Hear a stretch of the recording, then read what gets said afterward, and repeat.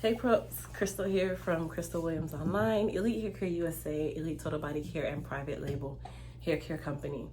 So this is a continuation to my first trimester videos. This video we're going to talk a little bit about hiring a midwife versus an OBGYN. So with my previous babies, I had cesareans, which is also known as a C-section, and I was very young. I didn't know a lot about OBGYNs versus high-risk doctors, which is just your regular OBGYN, your high-risk OBGYN for prenatal, and then your midwife. I didn't really know a lot about that, and I always looked at midwives as those people that you see in the movies where, you know, they're like some lady from some country town who delivers the babies because there's no hospital nearby. And that is just how I always viewed a midwife, because that's how it's always been portrayed in the media. So with that being said, once I actually grasped the fact that I'm pregnant, I said, this baby, I'm gonna do everything different. And I started to research midwives versus OBGYNs. And mainly the reason why I ended up researching the midwife versus the OBGYN was because I know that I'm going to be doing a VBAC, which is vaginal birth after cesarean. Mind you, I've had 3 cesareans already in the last 15 years.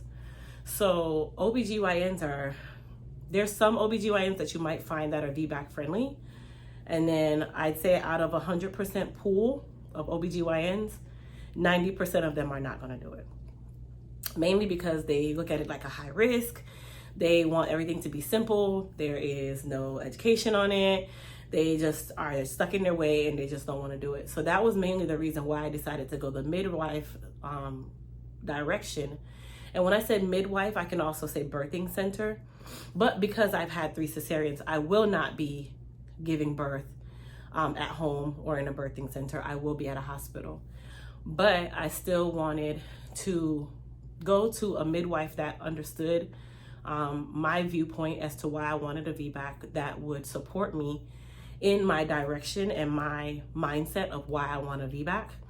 And I also wanted to get a more personal care. And that's also a huge difference between your standard or traditional OBGYN or high-risk doctor versus a midwife. Midwives seem to be a lot more compassionate. They are people like you and I, but they of course are certified midwives. So they are certified in their field to give prenatal care and to assist you in birthing your baby. Now, I could have stuck with my original OBGYN, but I noticed that with them, you're just patient number 2, patient number 7,000, patient number 9 million. And it's not a real personal thing. Even though they walk in, hey, Crystal, how's everything going? They're saying, hey, Crystal, because they just looked at your chart to say that you're Crystal. And you are patient number 75 for that day. So they really can't be very personal with you because number 1, they don't have the time. Number 2, they're probably under a lot of corporate standards. And number 3, they see a lot of patients every single day. Whereas with a midwife, I'm not saying that they don't see a million patients throughout their time, but they are still more personalized in your care. And they're going to give you that time and that emotional support and that medical support to also make you aware of your decisions that you can legally make when it comes onto your baby and your body. So that is the reason why I decided to go forward with a midwife. The one thing that I will say is some insurance companies do cover midwives. Some insurance companies, most insurance companies cover midwives, but they don't cover all midwives. No different from your insurance might not cover this doctor, they might cover that doctor. So with my insurance, my midwife is not covered. The company or the midwife group that I decided to go with, they are not covered under my plan. They're considered out of network, which if you are going with a midwife out of network, I highly suggest going and talking to your insurance company to find out what your out-of-network costs will be and what they reimburse and what they don't and how much you can plan to be reimbursed and what you need to do to get reimbursed. I will use mine as an example. Like I said, this is an example. It is not, everyone's not the same. My insurance company, my out-of-network deductible is $1,000. And then after that $1,000, they will pay 50% of the remaining expenditures of whatever services I'm getting. So for instance, let's say I had a procedure that was out of network 5 months ago. This has to be within that same calendar year, okay? So let's say I had a procedure 5 months ago, because my calendar year starts in June and ends in June. And that procedure was $1,300. So from that $1,300, I had to pay $1,000 out of my pocket. And then the insurance then said, okay, that $300 that you have left to pay, we will reimburse you 50% of that. So that means that the insurance company is now going to give me back $150. And out of my pocket, I paid $1,150. That's how out of network works. Some insurance company says that your deductible might be $500 and your out of pocket reimbursement will be 75%. Some are 20%. It's just everyone is different. So this is something that I would definitely ask. And you can utilize that to also weigh your options on who you choose or who you put on your list to go down to determine if you want to stay in network and you like the people that they offer in network, or if you don't and you want to go out of network like I did, then you go out of network. The birthing center / midwives that I chose was mainly because they have done a lot of VBAC patients, and they've had a great success with it, advocating for their clients. And that's exactly what I want. I don't want a yes person, and I don't want someone that's just going to kind of like, yeah, and yeah. I don't want a yeah person. I want a person that's going to say, listen, legally they can't tell you that. You can tell them you want this. You can tell them you want this, and you can be firm on this. So when I had my initial appointment, she basically told me, listen, VBAC, even though you can get it done, they're going to give you a lot of pushback, and you have to be firm and tell them this is what you're doing, period. Don't let them push you around. But I had no one to advocate for me like this before. So now that I'm knowing and I'm more mature in age, number one. Number two, my ducats are in a row. So what I want is what I want, right? So if your ducats are in a row and you want something, money talks, service talks, information is power, which, like I said, knowledge is power. And once you have that, no one can tell you different, okay? So with my particular choice of birthing center or midwives, that was the reason why I chose them rather than the 3 that were offered within my plan with Florida Blue, which is who I have. I called 2 of the different companies that Florida Blue had in network, and I did not like their vibe. That's another thing when it comes on to choosing who's going to be delivering your baby. It's all about vibes. It's all about energy. My OBGYN, what really threw me off was when I went into her office. Mind you, you've been my OBGYN since I was 12 years old. You saw me once a year since I was 12 years old, sometimes 2, sometimes 3, sometimes 10 times a year. So when we're in your office and we're talking about this baby on the way, at the beginning, you're like, so how many cesareans have you had by now? I said 3, 2 of which your office has delivered, 1 by a high-risk doctor that I chose for Christian. With that being said, mind you, at the beginning of the conversation, I told you that I had 3 cesareans. Maybe 5 minutes later, I'm telling you that I had a tummy tuck, and she's like, wait, so you had 1 baby already, right? That means I know you didn't hear a word that I just said, and that you're not in the position to be delivering my baby because you did not hear me. You did not hear anything I said.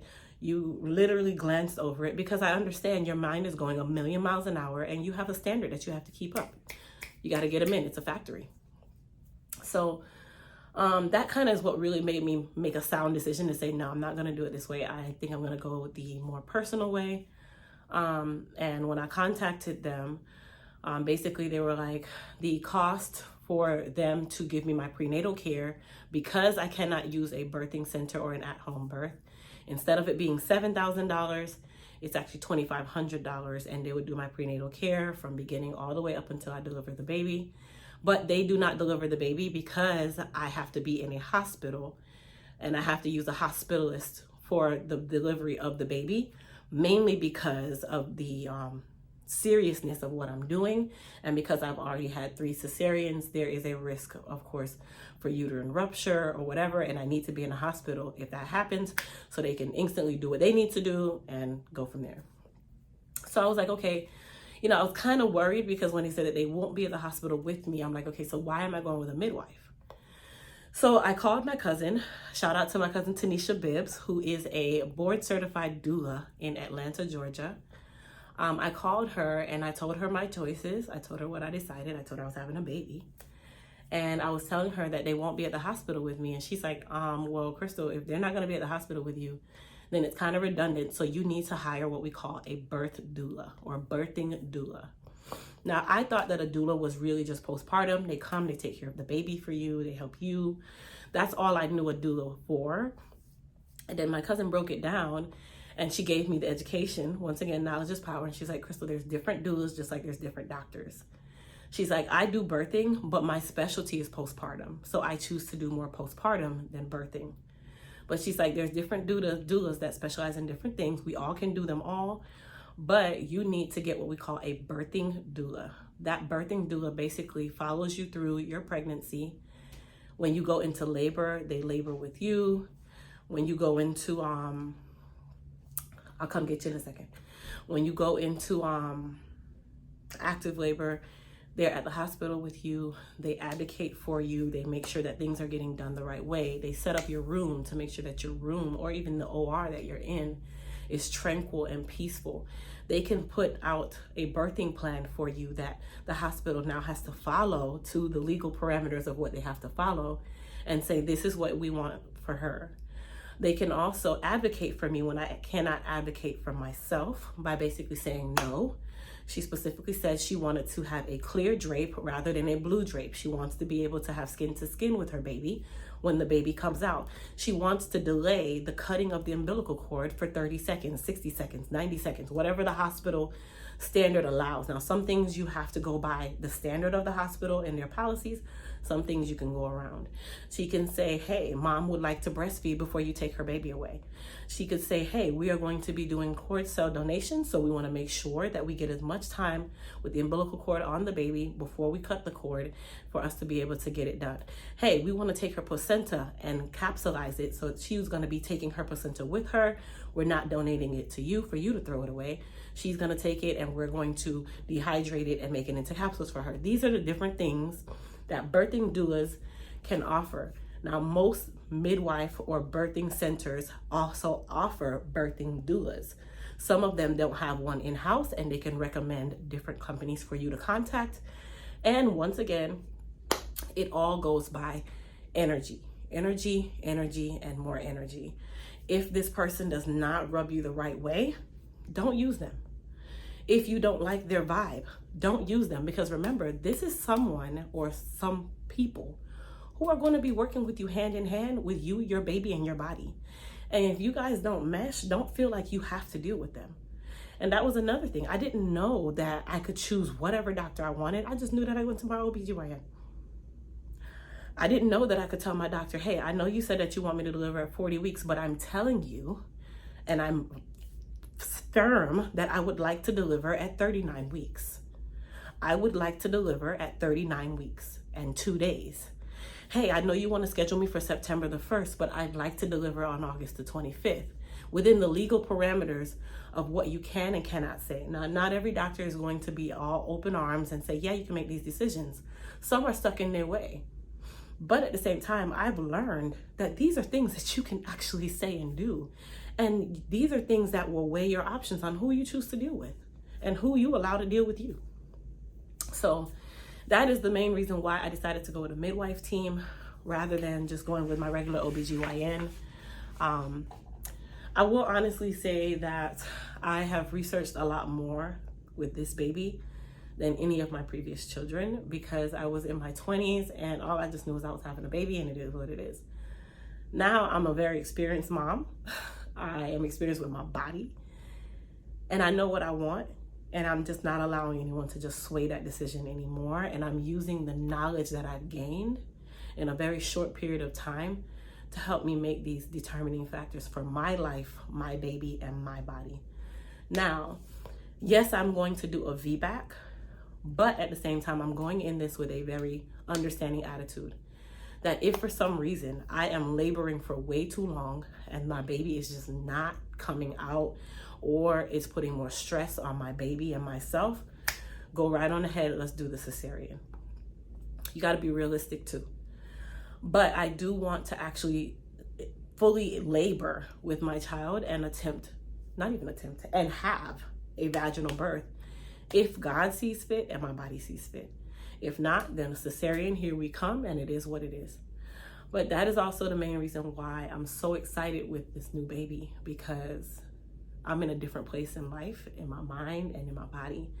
And I know what I want and what I don't want. And I didn't know that, you know, over the years that you had these choices, and medicine has advanced so much at this point that almost the inevitable is inevitable. So I hope you guys took some good deets from this video. Thank you guys for watching. And of course, I'll see you guys in the next video where we'll talk a little bit more about the birthing doula and that whole process. Peace.